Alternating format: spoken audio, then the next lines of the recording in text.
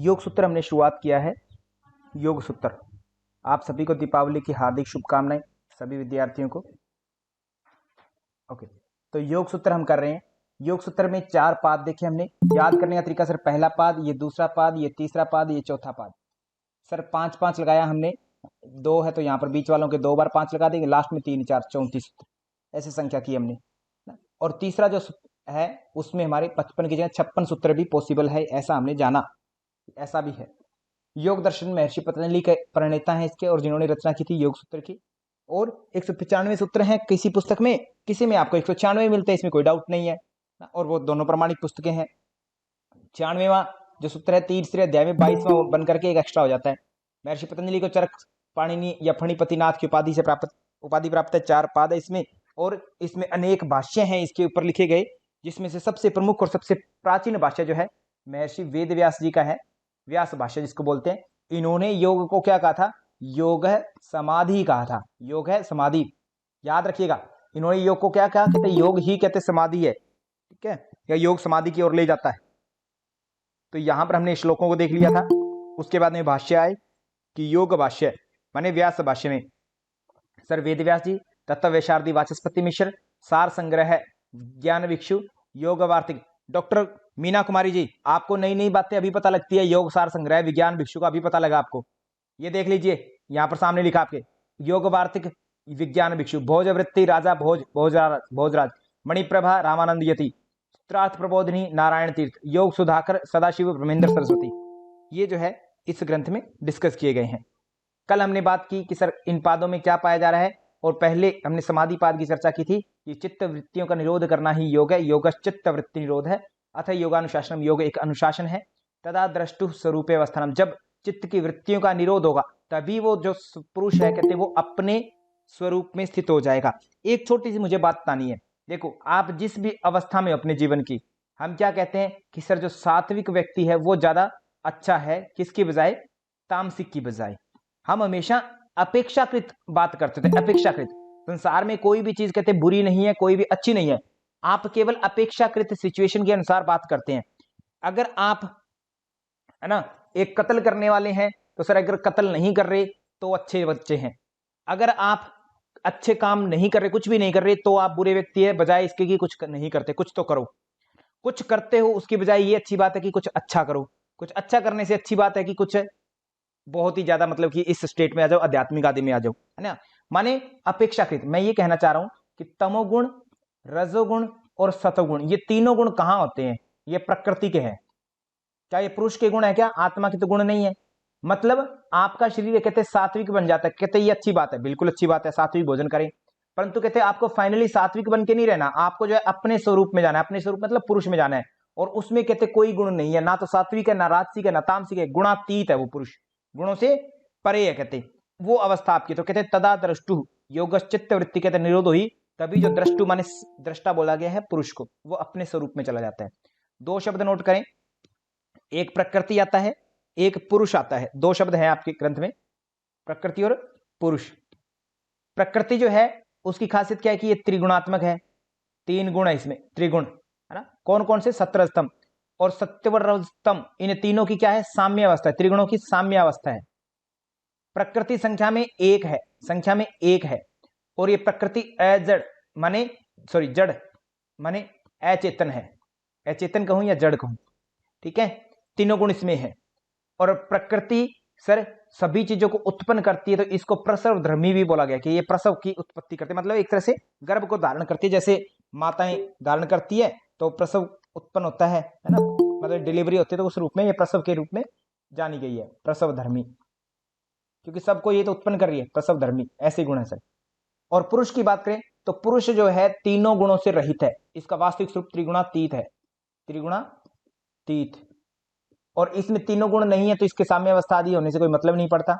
पुरुष संख्या में अनेक है, जितने शरीर कहते उतने अलग अलग पुरुष कहते। पुरुष चेतन है पूरा, प्रकृति जो है अचेतन है, पुरुष चेतन है। और पुरुष जो है किसी चीज को उत्पन्न नहीं करता, बस पुरुष जो है अज्ञानता बस प्रकृति के स्वरूप में आ जाता है, वैसा समझ लेता है अपने आप को। और सबसे इंपॉर्टेंट बात, पुरुष के अंदर सत्य रज तम तीनों नहीं है। कर्मों में कौन सा गुण बांधता है? आपको भगवत गीता ने कुछ कहा था, कविता मिश्रा मैम, कहते तानी बदनांति कौनते, है ना, कोई कर्मों में बांधता है आपको, है ना। कौन सा कौन सा गुण बांधता है, कर्म कौन से करवाता है? एक गुण है 17 स्तंभ में से, वो गुण आपसे काम करवाने पर मजबूर करता है, कहता है कोई ना कोई काम करो, ऐसा रजोगुण बांधता है। तो अब बताओ रजोगुण किस में है? प्रकृति में है। तो माने सक्रियता किस में होगी सर? प्रकृति सक्रिय होगी, एक्टिविटी प्रकृति के अंदर होगी। और सर क्या पुरुष में कोई गुण है? ना तो सात्विक है, ना राजसिक है, ना तामसिक, गुणों से परे है, तो सर इसमें कोई एक्टिविटी होगी ही नहीं। तो ये कौन सा होगा? निष्क्रिय, निष्क्रिय, है ना। पुरुष जो है निष्क्रियपन और प्रकृति सक्रियता का प्रतीक होगी। इतनी सी बात है सर, और तो कुछ खास है ही नहीं इसमें। गुणातीत, अनेक और चेतन, ये बातें होती है सर इसमें सारी की सारी। सिंपल, बिल्कुल ही बेसिक, इजी से इजी बात है सर। अब मैं आगे बात करता हूं, ठीक है। ये पॉइंट नोट करिएगा, एक एक पॉइंट इंपॉर्टेंट है, एक एक पॉइंट। हवा में बातें हमने अभी तक कोई नहीं की है सुनील कुमार जी, और ये मत पूछना कि सर इसकी जरूरत क्या थी यहाँ पर बात करने की, बहुत जरूरत है ये बात की, ठीक है। तो पुरुष कहते हैं अपने स्वरूप में स्थित होता है, माने वो गुणों से परे हो जाता है। तो अब आपसे पूछा जाए कि दृष्टा, पहली बात तो दृष्टा किसी का आ गया है? पुरुष को कहा गया है, ठीक है। दृश्य किसको कहा जाता है? दृश्य प्रकृति को कहा जाता है, प्रकृति को कहा जाता है, ठीक है। ओके, दो शब्द दृष्टा और दृश्य। दृष्टा जब भी शब्द आएगा तो पुरुष के लिए यूज होगा, दृश्य जब भी आएगा प्रकृति के लिए यूज होगा। तो कहते ये जो पुरुष है, कहते इसका स्वरूप है गुणों से परे होना, और कहते हैं प्रकृति के साथ में आगे, इसलिए हमें ये काम करता है, ये सुख दुख का भोग करता है, इस तरीके की फीलिंग आते है सत्रतम के साथ मिलने पर। परंतु ये चित्त की वृत्तियों का जिस दिन निरोध होगा उस दिन अपने स्वरूप में जाएगा, माने क्या हो जाएगा? गुणातीत, गुणातीत, गुणों से परे हो जाएगा, माने कोई एक्टिविटी नहीं करेगा। अदरवाइज कहते नहीं मिला, अपने रूप में नहीं गया, तो ये कहता वैसा ही रहेगा। अगर मूवी देखने गया तो मूवी जैसा ही फील कर रहा है ना।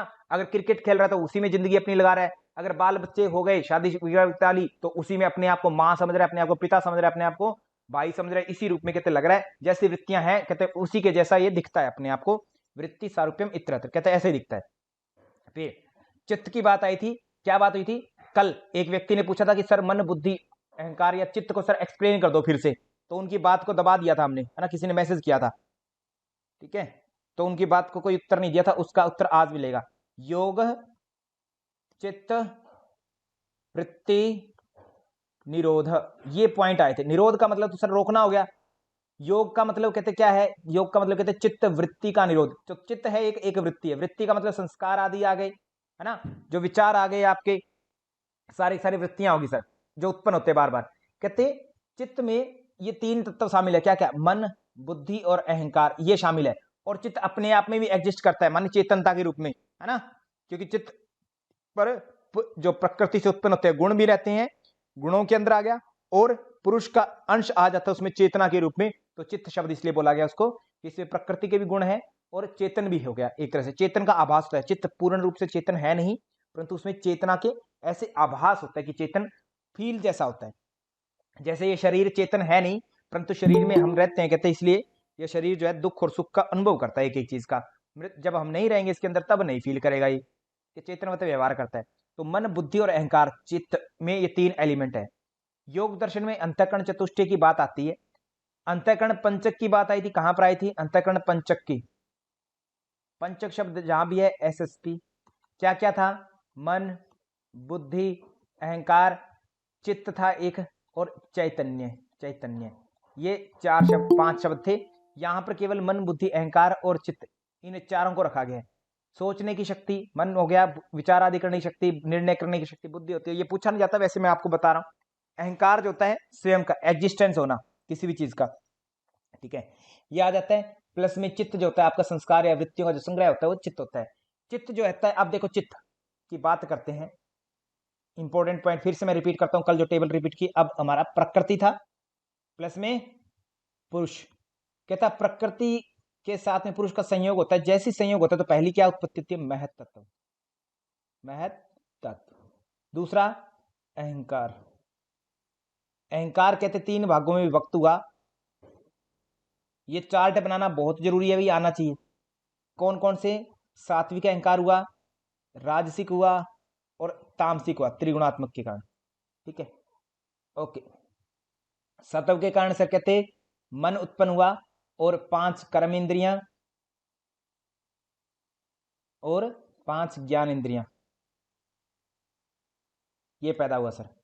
राजसिक से कहते कुछ पैदा नहीं होता, बट ये पैदा करवाता है मिलजुल करके इनके साथ में, ठीक है, इनके साथ में मिलकर के पैदा करवाता है, खुद पैदा नहीं करता। तमोगुण से क्या होता है, तमोगुण से पंच तन मात्राएं पैदा होती है सर, तन मात्राएं, तन मात्राएं मतलब रूप रस गंध वाली वो पांचों, और उन तन मात्राओं से पंच महाभूत पैदा होते हैं, ठीक है। और इन पंच महाभूत पृथ्वी जल अग्नि वायु आकाश, माने आकाश पहले उत्पन्न होगा एक तरह से, आकाश वायु अग्नि जल और पृथ्वी, ऐसे 5 पैदा होंगे। तो इन्हीं से सर क्या होता है, आगे सृष्टि कहते दृश्य जगत बनता है ना, दृश्य जगत बनता है, उससे पहले दृश्य जगत नहीं होता सर, ठीक है। आगे बात करते हैं। तो ये अदृश्य है, कहते हैं ये सामान्य रूप से हमें इंद्रियों से नहीं होते पकड़ में आते। क्यों नहीं आते इंद्रियों से पकड़ में, कविता मिश्रा मैम बहुत ही अच्छा सा पॉइंट नोट करिए यहाँ पर, क्योंकि इंद्रियां तो सर स्वयं जो है बाद में डेवलप हो रही है। देखो यहाँ पर सात्विक अहंकार से बाद में बन रही है, पहले तो इंद्रियां है नहीं हमारे पास, तो कैसे पकड़े इंद्रियों से, इंद्रियों से भी सूक्ष्म है, माने प्रकृति महतत्व अहंकार ये चीजें, तो हम कैसे पकड़ लें सर, उनको कैसे जान लें, या कैसे आपको जनवा दे, हम बोल मुंह से मैं कैसे बोल दूं और कैसे आप कान से सुन लोगे, क्योंकि इंद्रियों से न तो वो कार्य हो सकते हैं उनके बारे में, प्रकृति पुरुष के बारे में, और न ही आप इमेजिन कर सकते हैं, बस हाँ कल्पना ही कर सकते हैं जो भी आप करें, और वो सारी की सारी कहते हैं क्या है, नेति नेति। तो बता दो नेति नेति क्या था, कि न इतना न उतना, कि आप सोच रहे हो वो हो भी सकता है, और जो आप सोच रहे हो वो नहीं भी हो सकता, न तो इतना काफी है जितना आपने सोचा, और न ही उतना काफी है कि जितना आप नहीं सोच पाए, कहते वो है, ऐसा भी नहीं, कहते वो समझ में नहीं आती वो चीज, क्योंकि इंद्रियों से आप सोच रहे हो, इंद्रियों के स्तर से ही आप जान रहे हो हर चीज को, तो कहते समझ में नहीं आएगी आपको कभी बातें। तो इसलिए कविता मिश्रा मैम कभी भी बिल्कुल प्रयास मत करना किसी से समझने की इनके बारे में, कि भगवान कैसा है सर, प्रकृति कैसी है सर, आप बता दो सर, आपको ज्यादा पता है तो आप बता दो, अगर मुझे पूरा पता होगा तो भी, क्योंकि आप तो इंद्रियों से ग्रहण करेंगे और मैं इंद्रियों से ही आपको दूंगा, तो सर वो आप कभी भी ग्रहण नहीं कर पाएंगे, और न ही मैं कभी उसको वचन में बांध पाऊंगा, ठीक है, ये चीज नोट करना, ये बहुत गहरी बात है। इसलिए आपके प्रश्न रोको, समाप्त करो आपके प्रश्नों को, उल्टे सीधे जितने भी प्रश्न है ना, उनका उत्तर कोई नहीं दे पाएगा, आप स्वयं ढूंढ पाएंगे उसका, है ना, जैसे तैसे करके ढूंढेंगे किसी दिन। तो नेति नेति सर ये बात कही गई, तो माने इंद्रियों से कहते हैं इनको आप ढूंढ ही नहीं सकते, समझ में नहीं आती आपकी चीजें, क्योंकि इंद्रियां तो बाद में डेवलप हो रही है ना, तो पहले वाली चीजों को कैसे पालेंगे। मैं सर बाद में पैदा हुआ, मैं मेरे माता पिता की शादी में कैसे जा सकता हूँ, सेम वो चीज है ना, कि आप माता पिता की शादी में कहाँ थे भाई तुम, है ना, बचपन में हमसे प्रश्न पूछते थे, कहते मैं तो नान के था, है ना, मैं दाद के था, ऐसे ऐसे बात करते थे, मजाक करते थे बचपन में, कि भाई है ना तुम कहाँ थे अपने माता पिता की शादी में, मैं तो वहां गया था, मैं तो देखी ही नहीं, है ना, ऐसे ऐसे करते थे, तो कैसे देख लोगे भाई, तुम बाद में आए हो, है ना। तो ये चीज थी, खैर, तो ये सब। अब दूसरी बात, एक योग दर्शन है, मैंने सांख्य जोड़ा जोड़ा बनाया था, एक योग दर्शन एक सांख्य दर्शन, दो हैं, ठीक है, दो विचारधाराएं हैं, दोनों के एलिमेंट्स की संख्या जो है सेम है लगभग। सांख्य दर्शन कहता है, बुक में जो लिखा है, ध्यान दीजिए केदार जाधव सर, अभी हम नेट 11 मतलब बहुत छोटे स्तर की स्टडी कर रहे हैं, बहुत ही छोटे स्तर की, जब विद्वानों के आगे हम बात करें तो उनके आगे बिल्कुल छोटे स्तर की संख्या कर रहे हैं, तो इसलिए हम जानबूझकर गलतियां कर देते हैं, और उसमें गलती करते हुए सांख्य दर्शन के 25 तत्व ही काउंट करते हैं, पुस्तकों में ऐसा लिखा है 25 तत्व ही, जो आपके सामने दिख रहे हैं, जैसे मैं अब काउंट करवा रहा हूं आपको, ध्यान दीजिएगा। नंबर 1 प्रकृति, नंबर 2 पुरुष, नंबर 3 महतत्व, नंबर 4 अहंकार। गिनती सही करवाता हूं आपको और अच्छे से, एक प्रकृति होगी नंबर 1, नंबर 2 महतत्व दूसरा विकार प्रकृति का, तीसरा विकार अहंकार, चौथा सर मन, 4, और पांचवा सर 5 कर्म इंद्रियां हैं, 4 और 5 9 हो गई, 9 और 5 ज्ञान इंद्रियां 14 होगी, 14, और 14 और 5 कितनी होगी 19, 19 तन्मात्राएं, है ना, और 19 और 5 कितनी होती है 24 महाभूत, तो 24 हो गए सर। 24 में क्या क्या है, प्रकृति से निकली हुई चीजें आई है सारी, पुरुष से कुछ नहीं निकल रहा, और पुरुष कैसे 25वां है, ठीक है, ऐसे ऐसे नहीं कहेंगे कि 25 नंबर पर ही पुरुष आएगा, मैंने काउंटिंग करवाई है ऐसे। तो 23 जो है देखो कहां से निकल रहे हैं, प्रकृति से 23 चीजें निकल रही है, प्रकृति स्वयं पहली है और बाकी 23 निकल रहे हैं, मतलब प्रकृति से 23 विकार निकलते हैं डायरेक्टली, विकार मतलब विकृतियां एक तरह से, कहते हैं एक स्त्री थी बिल्कुल कौमार्य भंग था, है ना, उसको सर हम पवित्र मानते, कहते कुमारी स्त्री को बहुत सारी पूजाएं होती है घरों में, वो सर कहते उस स्त्री से करवाते हैं जो कौमार्य कौमार्य है जिसके पास, ठीक है, उससे करवाते होते हैं, विवाहिता से नहीं करवाती, तो माने एक तरह से शुद्ध पवित्रता होती है, उसके बाद में कहते विकृति आ जाती है, समागम होता है, कहते उसके बाद में थोड़ी विकृति आ जाती है, फिर संतान उत्पत्ति आदि विकार उत्पन्न होते हैं, कहते है ना। हम सर क्या है, एक मांस और खून के जो टुकड़ा मात्र ही तो है, उसी से सर बनते वो अशुद्धि है एक तरह से, है ना, माँ में गर्भ दिक्कत आई कहते उस रूप में समझने की, है ना। तो कहते प्रकृति शुद्ध रूप में क्या थी, साम्य अवस्था थी, सत्रजतम बैलेंस स्टेट थी, बहुत ही पवित्रता थी, साम्य अवस्था थी। परंतु जैसे ही पुरुष का इसके साथ समागम हुआ है ना, इसके साथ मिलन हुआ, कहते उसी समय इसमें से कहते विकृतियां उत्पन्न हुई, जो इस प्रकार से संसार आदि आपको दिखता है, कहते बड़े स्तर की बात कर दी। तो पुरुष कहते 25वां तत्व है। सांख्य दर्शन ने कितने तत्व माने, 25 तत्व। मैं फिर बता रहा हूं 25 तत्व हमने काउंट इस आधार पर किए क्योंकि हमें केवल नेट जेआरएफ की तैयारी करनी है। वास्तविक ज्ञान सर इससे ऊपर हो सकता है ना, जो आप लोग अगर आप में से कोई विद्वान है तो। योग दर्शन कहता है 26 तत्व है। 26वां कौन सा मानता है, सांख्य दर्शन ने कहा 25 है, तो कहते 26वां, कहते इन प्रकृति और पुरुष का मिलन कौन करवाता है। कविता मिश्रा में ये प्रश्न किया, कहते इनका मिलन कौन करवाएगा, कहते इनका मिलन करवाने वाला प्रकृति और पुरुष को कहते एक व्यक्ति है, उसका नाम आप लोगों ने ईश्वर दे रखा है, वो है ईश्वर। तो 26वां तत्व ईश्वर हो जाता है। ठीक है, योग, योग मतलब जोड़ना, योग जुड़ता है तो एक और जोड़ दिया, 26 कर दिए। संख्या 25 है सर, याद रखिए संख्या 25। ओके, बात क्लियर, डन सर। ये याद रखना है आपको, 25 के 25 तत्व, बहुत ही इंपॉर्टेंट टेबल है, ये बहुत इंपॉर्टेंट है। फिर मैं बार बार रिपीट कराऊंगा इस टेबल को, आगे जरूरत पड़ेगी जैसे जैसे। अभी आगे करते हैं। तो कहते यहां पर मन बुद्धि अहंकार कहां से पैदा हुए, अब आप देख रहे होंगे प्रकृति से पैदा हो रहे हैं। प्रकृति से क्या हुआ, महतत्व पैदा हुआ सबसे पहले, जिसको आप बुद्धि कहते हैं। फिर अहंकार पैदा होता है, फिर सात्विक रूप से मन पैदा होता है। तो मन, बुद्धि और अहंकार तीनों के तीनों प्रकृति से निकलते हैं। तो प्रकृति क्या है, जड़ है या चेतन, सर प्रकृति जड़ है। तो ये मन, बुद्धि और अहंकार ये तीनों भी क्या है सर, जड़ है माने, है ना।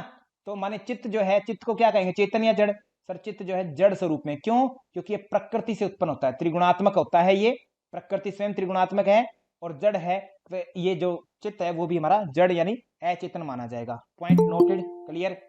किसी ने प्रश्न पूछा था कि सर मन बुद्धि अहंकार को फिर से समझा दो कल, है ना।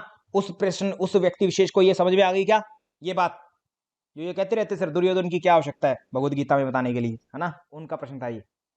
Okay done sir. आगे बात करता हूं मैं, चित्त की बात हुई तो आगे आता है चित्त की वृत्तियां, चित्त वृत्तियां, योग चित्त वृत्ति निरोध है। तो हमने क्या बात देखी अभी तक, कहते योग चित्त वृत्ति निरोध, आगे योग है। योग को महर्षि वेद व्यास जी ने भाष्य में क्या कहा, योग है समाधि। कहते योग तो कहते समाधि की ओर ले जाने वाला योग समाधि। चित्त क्या किया, कहते मन बुद्धि और अहंकार कहते इसमें शामिल है, और साथ में कहते वृत्तियां आदि भी शामिल है, उनका भी पुंज कहते यही, है ना। इन तीनों का स्वरूप प्लस में वृत्तीय संस्कार भी शामिल है कहते चित्त में। और वृत्तियां कहते क्या है, कहते वृत्तियां, सुनो मैं वृत्तियां बता रहा हूं।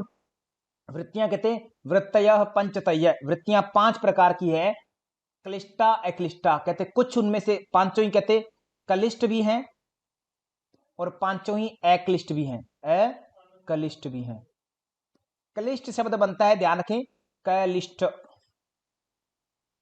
आप लोग बोलते कॉम्प्लेक्स हो गया सर, बहुत ज्यादा कॉम्प्लेक्स मतलब उलझा हुआ एक तरह से, ठीक है। उस रूप में क्लिष्ट है, एक तरह से उलझी हुई, जो उलझा दे आपको, ऐसी वृत्ति। आप देख रहे थे शमशान घाट को सर, है ना, आप सोचे अरे संसार का अंतिम उद्देश्य यही है, मरना ही है, थोड़ा सा छूट गए उल्टे सीधे कामों से। आपने एक शादी में गए, वहां पर अच्छा खाना मिल रहा है, अच्छा रहने को मिल रहा है, अच्छे कपड़े पहने हैं, मजा सा आ रहा है, तो सर आप संसार में एड ऑन होना चाहते हैं, इच्छा ऐसी पैदा होती है, अलग अलग इच्छाएं पैदा होती है आप में ना, टाइम टाइम पर। तो ये क्लिष्ट और अक्लिष्ट क्या है, क्लिष्ट माने वो चीज जो क्लेश पैदा करे, क्लेश, और अक्लिष्ट मतलब अक्लेश, जो क्लेश न पैदा करे, ठीक है, ऐसी कोई विचारधारा। और ये कभी भी पैदा हो सकती है, आप खाना खा रहे हैं, है ना, खाना कितना भी अच्छा हो क्लेश हो सकता है, खाना सर कितना भी बुरा हो कभी कभी बहुत अच्छा भी लग सकता है ना। आपकी भूख पर डिपेंड करता है कि कोई चीज अच्छी है या बुरी है। कभी भी खाना तो बुरा नहीं है, आपने सर पहला गुलाब जामुन खाया, आपको मीठा लगा, आपने और देते गए देते गए देते गए 5वां 6ठा गुलाब जामुन आप कभी खाओगे नहीं, खा नहीं पाओगे, क्योंकि सेम टेस्ट था फिर भी नहीं खा पा रहे। क्यों सर, क्योंकि अब आपको भूख नहीं है ना। जितनी चीज अंदर की जरूरत है उसी हिसाब से आपको चीजें चाहिए, तभी वो क्लिष्ट या अक्लिष्ट हो सकती है। माने मेरा कहने का अर्थ यह है कि एक ही वस्तु आपको क्लेश भी पैदा कर सकती है और एक वही सेम वस्तु आपको अक्लेश भी दे सकती है, माने क्लेशों को खत्म भी कर सकती है। संसार, बहुत सारे विद्यार्थी क्या कहते हैं सर, योग कहता है कि तो संसार में तो लिप्त होना ही नहीं है ना, खराब होने योग्य है, ऐसे मूर्खों जैसी बातें कर जाते हैं सर बहुत सारे लोग, ठीक है, मूर्खों जैसी। कहते संसार को तो उपनिषदों ने कहा है छोड़ने योग्य है, पापी है संसार, है ना, नरक का भोग है ये, तो संसार से नफरत करते हैं। कहते वो नहीं, ये संसार कहते तुम्हें दुख दे रहा है ना, तो इसको यूज करो तरीके से, सुख भी तुम्हें देगा, ये मोक्ष तक भी तुम्हें यही संसार लेकर के जाएगा। इसीलिए प्रत्येक ग्रंथकार ने लगभग अपनी बातों को, जिसको दुखकारी बताया उसी को सुखकारी बताया। कुंडलिनी को क्या कहा, हठ पर दीपिकाएं, कहते ये कुंडली कहते बंधन का कारक है, ठीक है, बंधन कारक है। और ये कुंडली कहते मोक्ष का कारण भी है।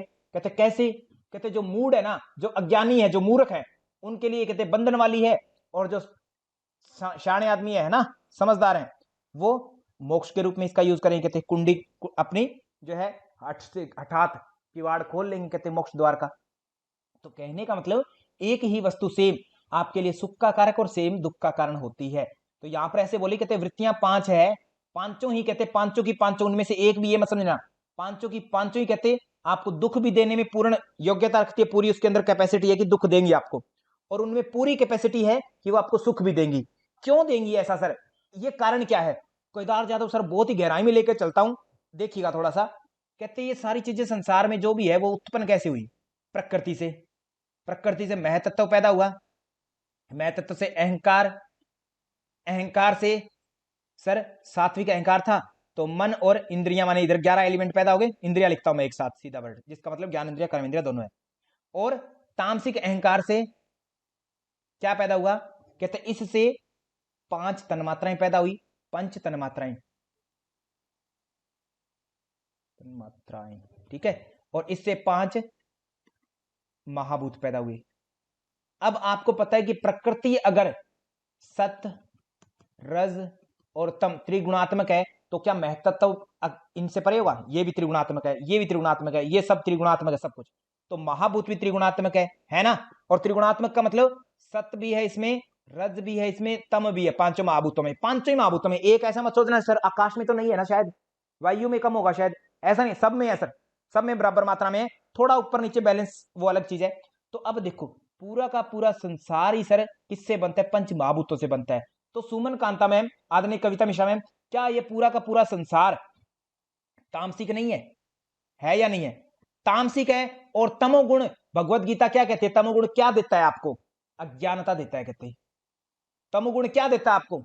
दुख देता है, ठीक है, अज्ञानता और दुख देता है ना।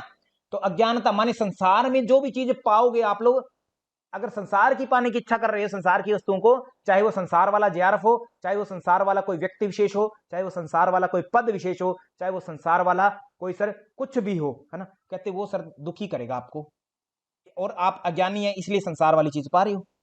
क्योंकि बड़े स्तर पर देखा जाए तो पूरा का पूरा संसार कहते हैं तामसिक प्रधान है, तमोगुण प्रधान है। हाँ, संसार में भी फिर हम अलग अलग डिवाइड कर लेते हैं कि एक जगह को हमने मंदिर बना दिया तो वो थोड़ा दूसरे की अपेक्षा सात्विक है। मीना कुमारी मैम, कृपा पात्र मत बनिएगा, समझ लीजिएगा चीज को, दूसरे की अपेक्षा वो सात्विक है, अदरवाइज है तो वो भी तामसिक सर, जो आपने बनाया है, कुछ भी बनाया हो जाए, ठीक है, बड़े स्तर पर देखिए। तो मैंने इसलिए पहले ही बात शुरू की थी कि हम हमेशा अपेक्षाकृत बात करते हैं कि एक की अपेक्षा दूसरा कैसा है ना। अपने आप में सारी वस्तुएं सर त्रिगुणात्मक है और कुछ नहीं है, ठीक है, और एग्जिस्ट नहीं करती, कहते हैं सर जो भी वस्तु एग्जिस्ट करती है वो त्रिगुणात्मक है, परंतु वो एक दूसरे की अपेक्षा सात्विक या राजसिक ज्यादा या कम है। तो पूरा संसार कहते हैं तामसिक है। और इसीलिए कहते हैं संसार कहते हैं छोड़ो, क्यों? क्योंकि संसार दुखों का घर है, इसलिए दुखों का घर है, क्योंकि ये सर तमोगुण से पैदा हो रहा है, अधिक प्रधान तमोगुण था, इसलिए तमोगुण दुखी करने वाला है संसार। इसलिए कहते हैं इसकी चीजों को पाओगे, क्योंकि तमोगुण प्रधान, और तमोगुण अज्ञानता का प्रतीक होता है, अंधकार का प्रतीक होता है, तो ऐसे इसलिए छोड़ो। और इसलिए कहते हैं सत्व की तरफ बढ़ो। सत्व क्या है सर? कहते हैं इससे थोड़ा सा ऊपर की स्टेट है मन इंद्रिय, इस पर जाओ, पहले यहां तक जाओ और फिर एक दिन आओ और अपने स्वरूप में स्थित हो जाओ। योग चित्त वृत्ति निरोध, चित्त की पूरी वृत्तियों का निरोध, जिससे अपने स्वरूप में स्थित हो जाओगे, पुरुष में स्थित हो जाओगे, ठीक है, वो तीनों गुणों से परे होगा सर, ऐसे जानना है कहते हैं आपको। खैर ये मैंने बात की, तो मेरा कहने का मतलब क्या था? कहता संसार में जो कुछ भी आप कर रहे हैं वो सारी की सारी, पहली बात तो वृत्तियां हैं। आप जिंदा हैं वो एक वृत्ति है, जिंदा होना मात्र भी वृत्ति है सर। आप बैठे हैं वृत्ति के कारण बैठे हैं, आपने हाथ ऊपर किया, आपके अंदर वृत्ति हुई, वृत्तियां हैं, उसके कारण हाथ ऊपर कर पा रहे हैं, अदरवाइज नहीं कर पाएंगे। पलक झपका रहे हैं, वृत्तियों के कारण हो रहा है। जो भी खून नाड़ियों में बह रहा है वो भी वृत्ति के मात्र ही है सर। संस्कार बना हुआ है इस तरीके से, तो वो चल रहा है सर, रिपीटेशन पर रिपीटेशन चल रहा है ना। वृत्तियां ही है हर चीज। थोड़ा सा गहराई में उतरोगे थोड़ा और समझ में आएंगी चीजें। वृत्तियां ही है कहते, और कुछ नहीं है। हम सामान्य रूप से सोचते हैं कि सर हमारे विचार वृत्तियां, इतना ही सोच करके संतुष्ट, क्योंकि वो बात हमें सरलता से समझ में आती है बिना प्रैक्टिस के, कविता मैम, तो इसलिए जल्दी से समझ जाते हैं। हाँ विचार, अच्छा वृत्तियां, ठीक है। बट ये मैं कहूं कि आपके पैर का नाखून भी वृत्ति है, तो ये सर ये कैसे हो गया? अब नवीन त्रिपाठी जी को ये मैंने बता दिया, ये मुझे छोड़ेंगे नहीं। बताओ सर कैसे है वृत्ति? पैर का नाखून कैसे है? आपका एक एक अंग प्रत्यंग सब वृत्तियां हैं। इसीलिए ऋषियों मुनियों ने क्या कहा, कहते आपको ये जो जन्म मिला है ना, और इस जन्म में आपको जो शरीर मिला है, आपको जो कहते आड़ मास जैसा है, आपका उल्टा सीधा शरीर, कहते ये आपके उल्टे सीधे कर्मों के कारण मिला है। उल्टे सीधे कर्म कहते आपकी वृत्तियां ऐसी बन गई कुछ, जिसके कारण वो रिफ्लेक्ट हुई मन सर आदि से, मन में समस्याएं थी, वो सर शरीर पर प्रकट हुई, व्याधि बन गई। तो शरीर जैसा तैसा है, कहते शरीर में जो कुछ भी घटनाएं घट रही है वो आपके कर्मों का नतीजा है, कहते सब कुछ। किसी को सर बुखार रहता है डेली, कर्मों का नतीजा है सर। किसी को सर कुछ भी कर लो दुखी रहता है बंदा, मर जाऊं हे भगवान मर जाऊं, सर कर्मों का नतीजा है कहते हर चीज, क्योंकि वृत्तियां ऐसी बनी हुई है। माने इसलिए मैंने कहा कि पैर का अंगूठा भी आपका है, वो जैसा तैसा है, वो सब आपकी वृत्ति के कारण है, कहते सब वृत्तियां हैं, A to Z पूरा का पूरा शरीर। तो अब मैं बात करता हूं, कहते जो भी है संसार में, महर्षि पतंजलि कहते हैं सब कुछ ही कहते सब वृत्तियां हो गई। और ये वृत्तियां कहते दो प्रकार की है। कैसे कैसे? एक क्लिष्ट और कैलिष्ट, और एक अक्लिष्ट।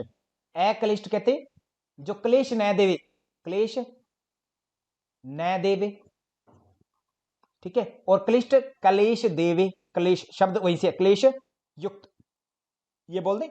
अब यहां से एग्जामिनर अनेक लैंग्वेज क्रिएट कर सकता है। अगर आपने शब्दों का अर्थ समझा होगा तो आपके लिए कोई दिक्कत नहीं होगी। क्लेश का मतलब क्या होता है? दुख, है ना। घर में क्लेश है मतलब दुख है घर में, तो क्लेश का मतलब दुख। माने क्लिष्ट वृत्तियां वो है जो दुख को देती हैं, और अक्लिष्ट से दुखों से दूर करती है, माने सुख की प्रवृत्ति एक तरह से, है ना, या सुख या मोक्ष की तरफ लेकर जाती है। दूसरा, क्लिष्ट वृत्ति वो है, दुख कहां मिलेगा? संसार में मिलेगा, संसार में जुड़ेंगे, आहा, है ना, प्रेम हो गया, ठीक है। दूसरे तीसरे दिन लड़ाई होगी सर, फिर से दुख मिल गया, है ना। कोई वस्तु सर गुलाब जामुन, आहा कितना अच्छा है, खाया एक, अब एक खाया, खाते ही ऊपर से सजा मिल गई 5 और खाओ, अब सर 5 तो जहर लगने लगे बाकी के। तो माने संसार में जैसे ही जुड़ोगे, शुरुआत एक साथ ऐसा लग सकता है कि क्यों वो सुख है। और सुख क्यों है? क्योंकि संसार भी पूरा तीनों गुणों से बना है, सत्व से भी है, रज से भी है, तम से भी है। हाँ, तमोगुण ज्यादा प्रधान है, सतोगुण भी कुछ अंश में है, तो इसलिए संसार की कुछ वस्तुएं हमें अच्छी भी लगती है कुछ समय के लिए, बट क्योंकि तमोगुण प्रधान है इसमें, तो इसलिए सर वो खराब भी लगती है फिर, ठीक है। दुख तो माने क्लेश, क्लिष्ट वृत्तियां वो है जो हमें संसार में जोड़ती हैं, जोड़े, तभी तो हमें दुख मिलेगा। संसार में जुड़े रहेंगे, किसी से अपेक्षा करते रहेंगे, तभी तो दुख मिलेगा। और अक्लिष्ट वो है जो वृत्तियां संसार से तोड़ देवे, संसार से दूर करे। संसार से दूर हो गए तो फिर कहां जाएंगे सर? फिर तो एकमात्र वो तत्व बचता है मूल, उसकी तरफ जाएंगे तो सर अपने आप ही शांत हो जाएंगे, क्लेशों से दूर हो जाएंगे, ठीक है। फिर आप उसको चाहे सुख बोल देना कुछ अंश में, या कुछ मोक्ष बोलना चाहो तो वो बोल देना, या कुछ और बोलना चाहो तो और बोल देना, बट एटलीस्ट वहां दुख तो नहीं होगा, कहते, ठीक है। तो कहते ये क्लिष्ट और अक्लिष्ट दोनों होती हैं। वृत्तीय पंचतय 5 प्रकार की है, और पांचों की पांचों ही क्लेश भी दे सकते हैं आपको, और क्लेश से दूर भी कर सकती है, अक्लिष्ट भी हो सकती है, ठीक है। और पांचों कौन कौन सी हैं ध्यान दो, अब फिर मैं पढ़ा रहा हूं बात को, नीचे सूत्र पढ़ेंगे सभी विद्यार्थी। वृत्तयः पंचतयः क्लिष्टा अक्लिष्टा, कहते हैं वृत्तियां 5 चित्त की, और ये पांचों कैसी हैं?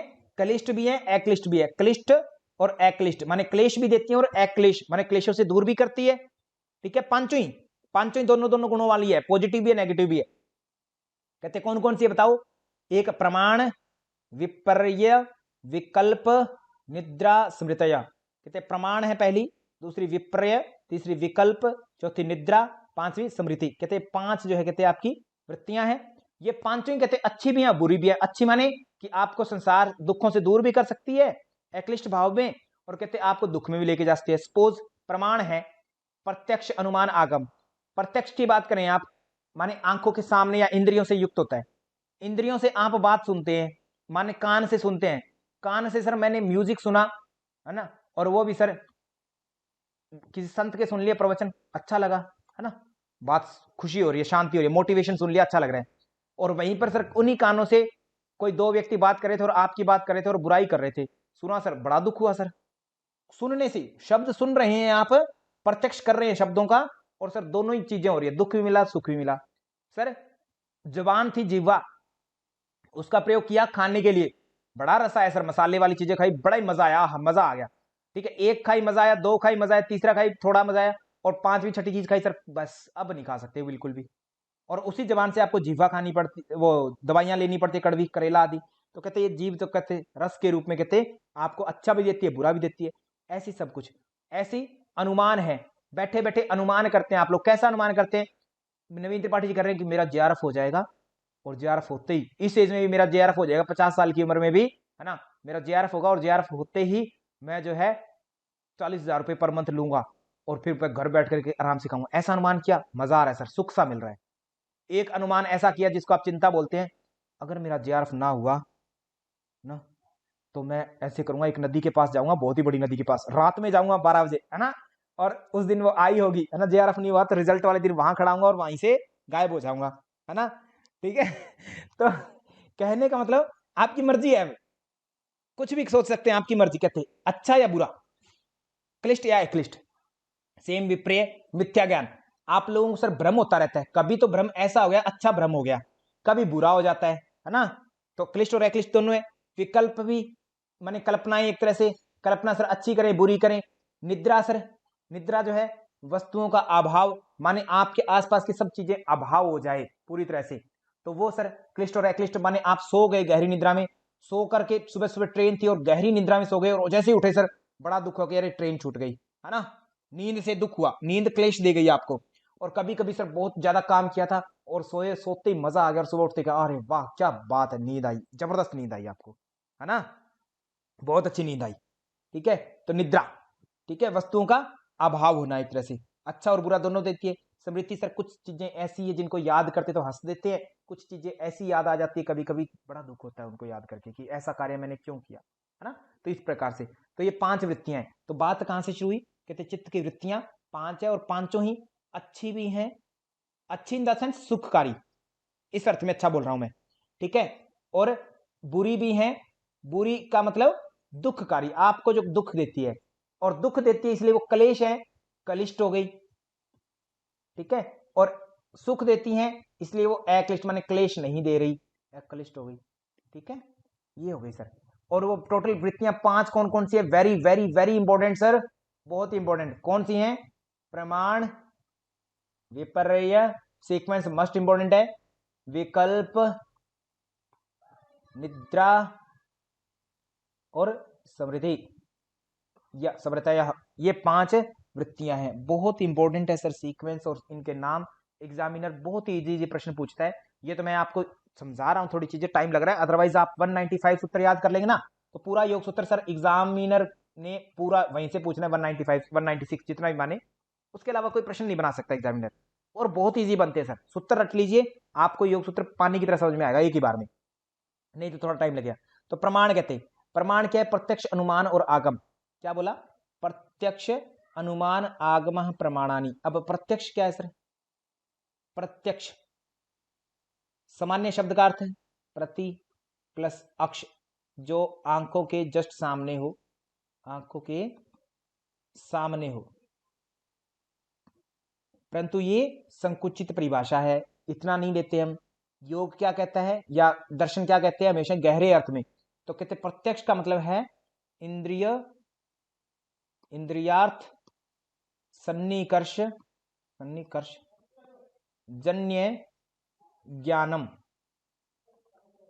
इति प्रत्यक्षम, इति प्रत्यक्षम, ठीक है। कहते इंद्रियों का अर्थ के साथ, इंद्रियां अर्थ के साथ, इंद्रियां हो माने आंख, एक एग्जांपल देता हूं, आंख हो और एक मूवी हो, कोई मूवी का एग्जांपल देता हूं, तो कहते आंख जब मूवी के साथ में सन्निकर्ष, सन्निकर्ष का मतलब समझते हैं? सन्निकर्ष मतलब कांटेक्ट। सर मूवी तो चल रही है, हमारे पास आंख भी है और मूवी भी चल रही है सिनेमा हॉल में, बट हम उसको देख नहीं पा रहे, जब तक देख नहीं पा रहे तो वो प्रत्यक्ष नहीं है ना। उस मूवी चल रही है हॉल के अंदर, आप बाहर हैं सर, आप कुछ और कर रहे हैं, तो आंख आपके पास है, मूवी है, इंद्रिय और अर्थ होना इनफ नहीं है प्रत्यक्ष के लिए। कहते उन दोनों का कॉन्टैक्ट होना बहुत जरूरी है, सन्निकर्ष। तो ये 3 एलिमेंट जरूरी है प्रत्यक्ष के लिए। सेम ऐसी कान के लिए, कहता है कान तो है और कोई सॉन्ग भी बजा रहा है, गाना भी चल रहा है, परंतु वो सुन नहीं रहा, माने कान कांटेक्ट नहीं हो रहा, तो सन्निकर्ष प्रत्यक्ष नहीं है। तो प्रत्यक्ष वही है, आंख, कान, नाक, जीभ और त्वचा, इन सब का सर प्रत्यक्ष होता है, ठीक है, अपने अपने विषयों, अपने अपने अर्थ के साथ में जब कांटेक्ट होता है तभी प्रत्यक्ष कहते होते हैं। 3 चीजें, ठीक है। अगली बात प्रत्यक्ष हुआ, प्रत्यक्ष के बाद में अनुमान, अनुमान की बात करूं तो अनु धन मान, अनु का मतलब होता है अनुकरण, मान का मतलब ज्ञान, यानी जानना, एक तरह से आभास होना, अनुभव होना, है ना। ऐसा कहता, ऐसा ज्ञान, ऐसा इस तरीके का कोई ज्ञान जो किसी एक के आधार पर होता है। जैसे मैंने आंखों से देखा, आंखों से देखा कि डॉक्टर केदार जाधव सर के सिर्फ बाल बड़े लंबे हैं, बहुत बड़े, है ना, बहुत लंबे हैं, चश्मा लगाई हुई है, और ये हमेशा सर जो आध्यात्मिक वृत्ति के व्यक्ति, तो मैं इनको क्या कहता हूं सर, बड़े, इनके बारे में अनुमान करता हूं, इनको देख करके, देखा मैंने है और अनुमान कर रहा हूं कि ये सर बहुत ही बड़े, है ना, अद्भुत योगी है ना, बहुत अच्छा आसनाज है इनके, बहुत अच्छी है, बहुत शांत प्रवृत्ति है। तो ये मैंने अनुमान किया, किस कर, देखने मात्र से, देखने मात्र से देखो अनुमान किया, ठीक है। तो माने पहले मैंने प्रत्यक्ष किया, और प्रत्यक्ष के आधार पर मुझे एक ज्ञान हुआ कि ये बहुत अच्छे आदमी है। मैंने इनसे बात नहीं की, इनसे सुना नहीं, इनसे कभी कोई वार्तालाप नहीं हुई, कभी मिलाप नहीं हुआ, फिर भी मैंने कल्पना की, अंदाजा जिसको बोलते हैं इन शॉर्ट।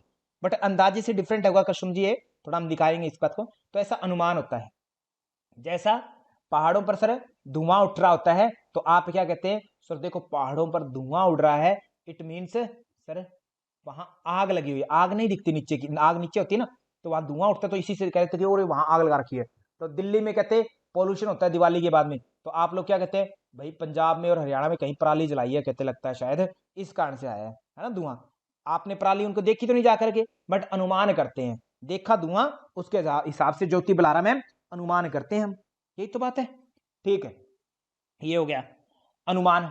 और आगम, आगम शब्द का अर्थ देखें तो आगम, पूजा पुंडीर में आगम, गम बनता है, गम मतलब गच्छ, ठीक है, गम धातु है जिसका शब्द अर्थ निकलता है गच्छ से, गच्छ मतलब चलना या आना जाना, आगच्छ का मतलब होता है आना, आना, है ना। जो कहते ऐसा ज्ञान जो चलते आ रहा है, अपने आप आ रहा है, और वो कैसे आ रहा है, मेरी दादी से आ रहा है, मेरी दादी ने कहानी सुनाई, है ना, मेरी माँ को बताई, मेरी माँ ने मुझे बताई, इस तरीके से चलती आ रही है। या वेदों में एक गुरु ने एक शिष्य को सुनाई कहानी, वो आगे सुनाई, आगे सुनाई, आगे सुनाई, और वो वेद हमारे पास बचे हुए हैं ऐसे आज तक, ऐसे ऐसे। तो आगम का मतलब होता है शब्द से, कि शब्दों के माध्यम से जो ज्ञान हमारे पास बढ़ता है, आता है, उसको हम आगम कहते हैं, आगम, ठीक है। शब्दों के माध्यम, ये लिखित रूप में भी बढ़ सकता है, मौखिक रूप में भी बढ़ सकता है, ये आगम होता है, आगम। आगम मतलब सर वो शब्द प्रमाण को कहते होते। तो अब देखो प्रमाण कितने हुए, महर्षि पतंजलि ने कहा 5 वृत्तियां हैं, कौन कौन सी, प्रमाण, विपर्य, विकल्प, निद्रा और स्मृति। प्रमाण क्या हुआ, 3, कौन कौन से, प्रत्यक्ष, इंद्रियों का अर्थ के साथ सन्निकर्ष, अनुमान, एक ज्ञान के आधार पर होने वाला ज्ञान, और आगम, आगम का मतलब हुआ शब्द से। कभी कभी ग्रंथकार क्या करता है, या तो आगम दे देगा आपको संस्कृत का शब्द, या हिंदी वाला दे देगा कि महर्षि पतंजलि बताओ कितने प्रमाण मानते हैं, तो प्रत्यक्ष, अनुमान और आगम तीनों मानते हैं, ठीक है। ये क्या है, प्रमाण है, तीनों की तीनों प्रमाण। विपर्य का मतलब क्या होता है, विपर्यो मिथ्या ज्ञानम अत प्रतिष्ठम, विपर्य कहते हैं मिथ्या ज्ञान होता है, मिथ्या मतलब झूठा सा, मिथ्या ज्ञान, आभासिक ज्ञान। जैसे आप जा रहे थे रास्ते पर, रस्सी पड़ी हुई थी काली सी, अंधेरे में चल रहे थे, देखते ही डर गए, रस्सी थी वो, आपने क्या समझा, कहते वो तो सांप है, और ये कह के आप भाग लिए वहां से। तो संशय, जैसे संशय कौन सा होता है, संशय वो होता है जब आप सांप है या रस्सी है, सांप है या रस्सी है, दोनों में पजल है, बट आपने निर्णय कर लिया कि ये तो सांप है, और सांप समझ के भाग लिए, तो गलत ज्ञान हो गया आपको। वो क्या है सर, संशय की अगली स्टेट गलत ज्ञान वाली, वो विपर्य है, ठीक है, विपर्य, मिथ्या ज्ञान। विकल्प क्या रहता है, विकल्प, कल्प का मतलब कल्पनाएं, कल्पनाएं, है ना, कल्पनाएं एक तरह से, ठीक है। कल्पनाएं क्या होती है विकल्प का, देखो इस चीज को, वस्तु शून्यो, वस्तु शून्य हो, वस्तु शून्य हो, शून्य का मतलब कि वो वस्तु न हो, ठीक है, फिर भी शब्दानुपाती, शब्द के शब्द हो, शब्द हो में, जैसे मैं बात करूं, अगर मैं प्रधानमंत्री बन जाऊंगा तो ऐसा करूंगा, अब मेरे पास शब्द तो है, मैं प्रधानमंत्री बन जाऊंगा, तो क्या मैं प्रधानमंत्री बन गया क्या, नहीं सर, है ना। आकाश कुसुम, एक एग्जांपल आता है, आकाश कुसुम, आकाश कुसुम माने आकाश में कहते कुसुम, पंकज का फूल है, कहते गुलाब का फूल, होता है क्या ऐसा फूल, आकाश में तो नहीं होता ना कोई ऐसा अपने आप लटका हुआ, नहीं होता। गधे के सींग की बात करते हैं, गधे के सिर पर सींग नहीं होते, है ना।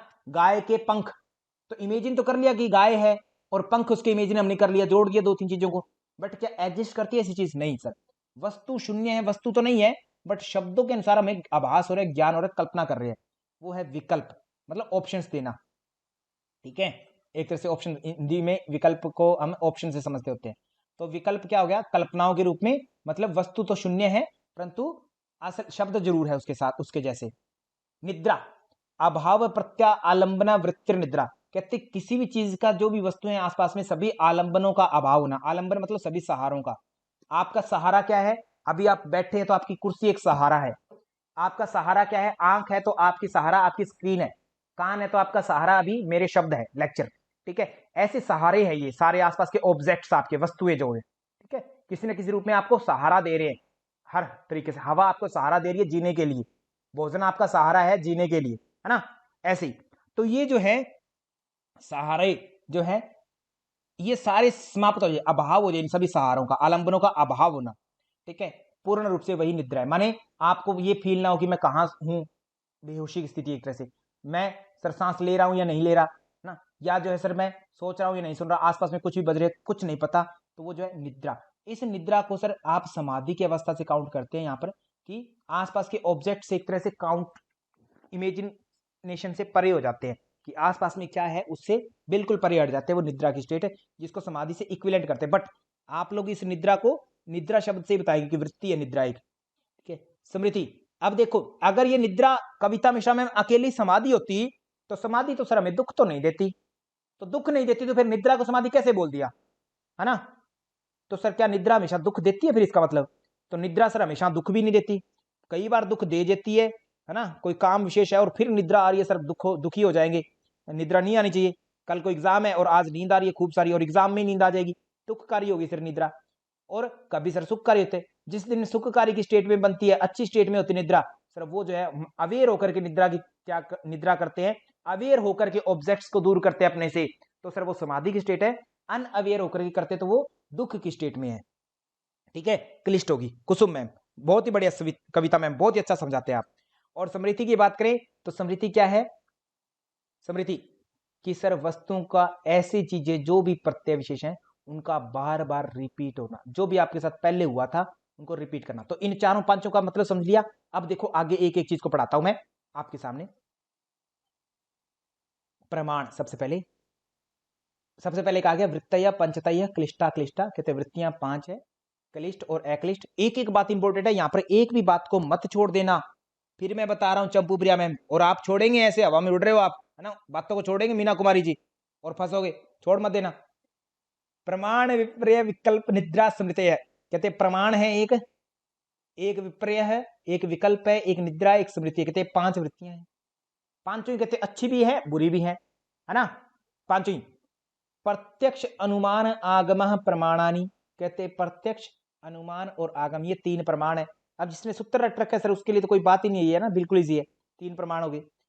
पूछा जाएगा आपसे कि बताओ महर्षि पतंजलि ने कौन से प्रमाण माने हैं, कौन से नहीं माने, बताने पड़ेंगे आपको। फिर आगे बोला विप्रय मिथ्या ज्ञान मत प्रतिष्ठम, कहते विप्रय क्या है? मिथ्या ज्ञान का आभास करवाने वाली जो चीज है, कहते उस स्टेट को आप विप्रय कहते हैं, जिससे मिथ्या ज्ञान हो जाए, आपको गलत ज्ञान हो जाए, जो चीज है नहीं वैसी दिख जाए, वो मिथ्या होता है। जैसा है नहीं वैसा दिख जाए। संसार सर मेरे को बड़ा सुखकारी लगता है कभी कभी, सर है नहीं पर ऐसा दिखता है मुझे ऐसा, इसका मतलब ये संसार जगत मिथ्या, जगत मिथ्या इसलिए कहा गया। कहता सुखकारी लगता है आपको, केवल है नहीं ऐसा, ठीक है, मिथ्या। ओके, विकल्प शब्द ज्ञानानुपाति, कहते शब्द तो हो जहां पर वस्तु शून्य, कहते वस्तु शून्य हो, वस्तु न हो वहां पर, वस्तु रहित हो, ऐसी स्टेट विकल्प है, ठीक है जी। फिर निद्रा अभाव प्रत्या आलंबना, कहते सभी प्रत्ययों का अभाव होना, सभी आलंबनों का अभाव होना। प्रत्यय माने विचार विशेष, आलंबन सभी का कहते अभाव होना। सभी वस्तुओं को मैंने लिख दिया यहाँ पर हिंदी में सभी, और एक्चुअल संस्कृत जरूर याद रखना, प्रत्यय सभी प्रत्ययों का अभाव होना, ठीक है। वृत्ति निद्रा, कहते ये वृत्ति निद्रा कहलाती है, ऐसी अभाव वाली। और अनुभूत विषया संप्रमोश है, और जो आपने एक बार अनुभव कर लिया, मैंने मूवी देखी थी 3 इडियट, उसका चित्रण अभी भी मेरे याद आ गया, है ना, आया सर, वो अनुभव किया हुआ था मेरा। अनुभव किया होता है और उस विषयों का बार फिर से रिपीट होना, विषय संप्रयोग है, संप्रमोश है सर, वही क्या है, स्मृति है। ठीक है सर, तो चित्त की वृत्तियां संपन्न हुई। तो अब हमारी परिभाषा स्टार्ट हुई थी योगश चित्त वृत्ति निरोध से। योग है, योग को क्या कह दिया, योग कहते हैं समाधि है। किसने कहा, व्यास जी ने कहा, ये महर्षि पतंजलि नहीं कहते इसको। और योग चित्त क्या कहा, चित्त कहते तीन चीजें इसमें शामिल है मुख्य रूप से, मन, बुद्धि और अहंकार, तीन। और चित्त में क्या है, विचार, वृत्तियां भी ये कहते हैं अलग से, विचार और संस्कार भी चित्त में है। तो इस कारण से इन चारों को एक साथ जोड़े पूरे को, मन बुद्धि अहंकार प्लस चित्त, तो इनको अंतःकरण चतुष्टय कहते हैं। चतुष्टय, चार का समूह। चित्त वृत्ति, वृत्ति योगश चित्त वृत्ति, वृत्ति क्या है, वृत्ति कहते पांच है, और पांचों कहते दो प्रकार की है, अच्छी, पॉजिटिव और नेगेटिव। और पांचों का नाम क्या है, कहते पांचों का नाम है प्रमाण, विपर्य, विकल्प, निद्रा और स्मृति, ये पांच है सर। ठीक है, पांच वृत्तियां हैं, वृत्ति पांच है, क्लियर है। और प्रमाण कितने हैं, तीन है, प्रत्यक्ष अनुमान आगम प्रमाणानि, विकल्प के इनके कोई प्रकार नहीं है। और निरोध, कहते इन पांचों वृत्तियों का कहते निरोध करना है, चाहे वो अच्छा काम कर रही है आपके साथ, चाहे बुरा दिखा रही है आपको, पांचों का कहते निरोध करना बहुत जरूरी है। नहीं किया तो कहते आप समाधि में नहीं जा पाओगे। डॉक्टर कविता मिश्रा मैम ना, समाधि में जाना तो कहते इन पांचों का कहते निरोध करो, और तभी कहते योग होगा, योग घटित होगा, योग चित्त वृत्ति निरोध है, तभी योग माना जाएगा। और उसी योग को महर्षि वेद व्यास जिन्होंने भाष्य किया है इसका, वो कहते हैं यही वृत्ति समाधि क्या कहलाएगी आपकी, आपकी सर कैवल्य कहलाएगी, तब चित्त वृत्ति का निरोध होने पर अपने स्वरूप में कहते तभी जाओगे, नहीं तो नहीं जा पाओगे अपने स्वरूप को। ठीक है, तो उससे पहले किसी को लगता है कि हे भगवान मैंने तो आत्मा को जान लिया, कोई कोई बच्चों को लगता रहता है ऐसी, तो समझ जाना कि आपने आत्मा को नहीं किसी और चीज को जान लिया है। क्योंकि ये तभी पॉसिबल होगा जब वृत्तियां सारी रुक जाएंगी, जब आपका विचार सारी रुक जाएंगे, संस्कार सब रुक जाएंगे, तभी पॉसिबल होगा ये, नहीं तो नहीं पॉसिबल हो सकता। ठीक है जी, यहाँ पर इतनी बात करते हुए मैं कुछ आगे लेके चलता हूँ। चित्त की वृत्तियां आज हमने ये की हैं, अब हम कुछ नई बात करेंगे आज के।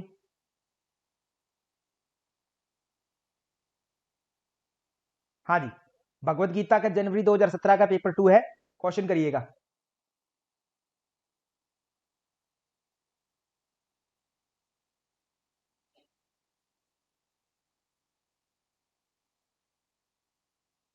क्षेत्र और क्षेत्रज्ञ किसको इंगित करता है, क्षेत्र भगवत गीता से, भगवत गीता में क्षेत्र किसको कहा गया, इदम शरीरम तू कौनते य क्षेत्रम इति, ये शरीर जो है ये क्षेत्र है, और क्षेत्रज्ञ वह आत्मा।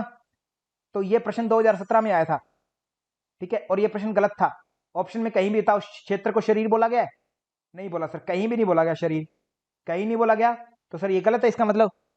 ठीक है, इसका मतलब गलत है, बट फिर भी आपको देखो ध्यान से, यहां पर अगर ऑप्शन ही चूज करना है तो आप क्या करेंगे, क्षेत्र जो है शरीर है, और शरीर किसका रूप है, पंच महाभूत है, पंच महाभूत प्रकृति से निकलते हैं, और क्षेत्रज्ञ माने आत्मा, आत्मा मतलब पुरुष। तो इस अर्थ में आप एक उत्तर दे सकते हैं, अदरवाइज ये प्रश्न जो है उचित नहीं था, गलत था ये प्रश्न उस समय के अनुसार, तो ये थोड़ा सा ध्यान रखेंगे, उस प्रश्न में गलत था। अब जगत और जीव भी बनता है सर इस हिसाब से, तो इसलिए मैं बता रहा हूं, देखो एक चूज करना है तो आप एक चूज कर सकते हो पहला, और इवन के साथ में फोर्थ भी चूज कर सकते हो, ये भी ठीक है बिल्कुल, ठीक है कविता मैम। परंतु यहां पर ध्यान रखना ये प्रश्न ही गलत था, मैंने आपको पीवाईक्यूज में बताया ये प्रश्न गलत था, रोंग था, ये रोंग, ऑप्शन सही नहीं थे इसके, पर्टिकुलर रोंग था उस टाइम में। ठीक है जी, डन। जैसे इस बार भी प्रश्न रोंग आया था कविता मिश्रा मैम, योग वासिष्ठ वाला, आंसर की उसकी कुछ देर की है, रियल उत्तर कुछ और है, तो ऐसे क्वेश्चन आ जाते होते कभी कभी। और जैसे सेम कविता मिश्रा मैम खेचरी मुद्रा वाला, वो आपको और मुझे दो को ही पता है, अभी तक रिजल्ट नहीं आता तब तक हम किसी को बताएंगे नहीं, नहीं तो अपने बच्चों का क्वेश्चन गलत हो जाएंगे वो। ओके, आगे सर, नेक्स्ट प्रश्न। भगवत गीता के अनुसार निम्नलिखित में से शांति की स्थिति को कौन प्राप्त नहीं करता, इच्छा विहीन व्यक्ति, जिसकी इच्छा नहीं है वो तो शांति मिल जाएगी, अहंकार नहीं है उसको भी शांति मिलेगी, कर्म योगी, योगी हो गया तो शांति बिल्कुल मिलेगी। विद्वान का मतलब यहाँ पर क्या है, विद्वान का मतलब यहाँ पर है कि जिसको केवल शास्त्रों का ज्ञान है, शास्त्रों में जो उलझा हुआ है वो विद्वान, तो वो उसके लिए सर मुश्किल हो जाए, क्योंकि वो शास्त्रों के तर्कों में फंस जाएगा फिर, और तर्क में फंस गया सर फिर शांति नहीं है ना। तो ऑप्शन नंबर 4 ये प्रश्न हो जाएगा इसका, ये कहीं लिखा नहीं है, समझने की बात है वैसे ही, है ना। ये सर देखो इस प्रश्न का उत्तर देखिए। अच्छा पहले ये बताइए, ये प्रश्न किस अध्याय से, भगवत गीता के 17वें अध्याय से लेंगे, 17वें अध्याय से, बताओ कहां से है 17वें अध्याय में, सिंपल है ना। 8वां श्लोक, सकारात्मक अभिवृत्ति, प्रसन्नता, हल्कापन, आध्यात्मिक जागृति। एक्चुअली ये शब्द तो नहीं थे बट फिर भी समझने का है। सतोगुण होगा सर इसका उत्तर, ऑप्शन नंबर 2 होगा, है ना, सतोगुण। ओके, नेक्स्ट प्रश्न सर, बहुत ही इंपॉर्टेंट प्रश्न। ये प्रश्न हमेशा ही रिपीट होता है, हमेशा ही, लगभग आज तक दूसरे अध्याय का 62वां और 63वां 2 श्लोक है ये हर बार रिपीट हुए हैं, आज तक बहुत बार रिपीट हो चुके हैं, बहुत ज्यादा बार। तो इसलिए आप इसको जो है नोट कर लेंगे जरूर।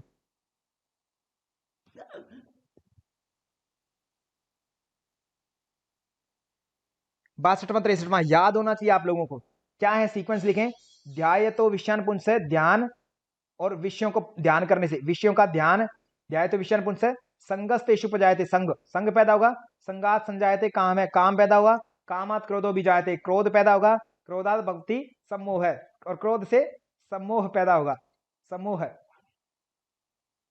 सम्मोहात स्मृति विभ्रम, समरोह से स्मृति नाश होगा। ठीक है, इस तरीके से सारी बातें बताई जाती है इसमें। ये बात देखें, 62वां हो गया, और 62 के बाद में आगे क्या था अपना, 63वां था। इन सबको आप नोट रखेंगे सर, बहुत इंपॉर्टेंट चीजें हैं सारी की सारी। हाँ, तो इस प्रश्न का उत्तर क्या देंगे,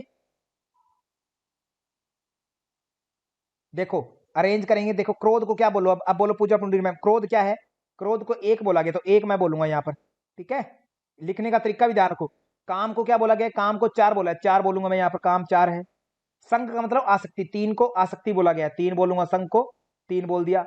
और इंद्रिय विषय में लिप्तता मतलब ध्याय तो विषय, विषयों का ध्यान, है ना, तो ये ध्यान का मतलब विषयों का ध्यान है, पहला हो गया, ये 2 नंबर पर हो गया। जो ऑप्शन क्या गया वही मैंने लगाया। तो सीक्वेंस क्या बन रही है, 2 3 4 1, ये सीक्वेंस बन रही है। तो 2 3 4 1, ऑप्शन नंबर 3। अभी किसी को पजल, तो देखना ध्यान से करना इसको, है ना, तो पूरा श्लोक याद रखना जरूरी है बहुत ज्यादा।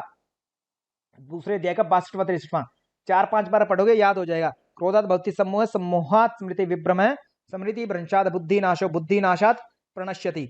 हाँ जी प्रवीण कुमार जी, ऑप्शन नंबर 3। ये 2 नंबर ऑप्शन कैसे दे दिया ज्योति बुलारा मैम, थोड़ा ध्यान से, है ना, ठीक है, याद रखिएगा इसको। आगे नेक्स्ट प्रश्न करते हैं सर।